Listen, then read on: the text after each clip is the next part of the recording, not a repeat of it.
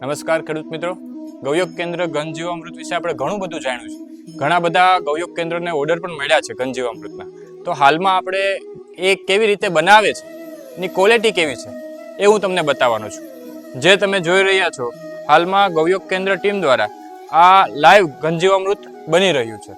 ઘનજીવામૃત ખાસ કરીને ચોમાસા દરમિયાન જમીનમાં રહેલા અઢળક તત્વોને ખૂબ પ્રમાણમાં એક્ટિવ કરવાનું કામ કરે છે. તો ઘનજીવામૃત શેમાંથી બને છે? ગૌયોગ કેન્દ્ર ટીમ શેમાંથી ઘનજીવામૃત બનાવે છે? તો આજે હું તમને જણાવીશ. ગૌયોગ કેન્દ્ર ટીમ દ્વારા આજે સરસ મજાનું ઘનજીવામૃત લાઈવ બની રહ્યું છે.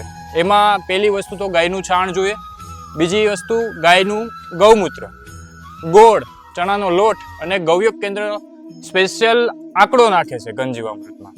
આંકડો એટલે નાખે છે કે પોટાશ અને બોરન આનું પ્રમાણ વધારે હોય છે, કે જે આપણી જમીનને પોટાશની ઉણપ હોય છે.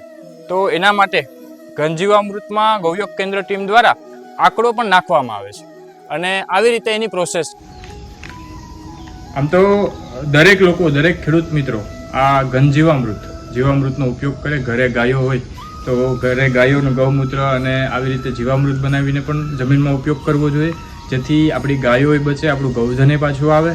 અને ખાસ કરીને મિત્રો, આવનારા સમયમાં ઘણી ખેતી ખર્ચા થવાની છે, ત્યારે આ આપણે ઘનજીવામૃતનો ઉપયોગ કરીએ અને આપણી જમીનને ફળદ્રુપ બનાવીએ અને ઓછા ખર્ચામાં વધારે પાક મેળવવાની આપણે આ એક તક મળી છે. તો આપણે આ તકનો સૌ કોઈ ખેડૂત મિત્રો લાભ ઉઠાવીએ અને હંમેશા ગૌયોગ કેન્દ્ર ટીમનો એક જ સંકલ્પ રહ્યો છે કે આપણું ગૌધન કેવી રીતે બચે, એના માટેના આ અમારા જે નાના મોટા પ્રયાસ છે.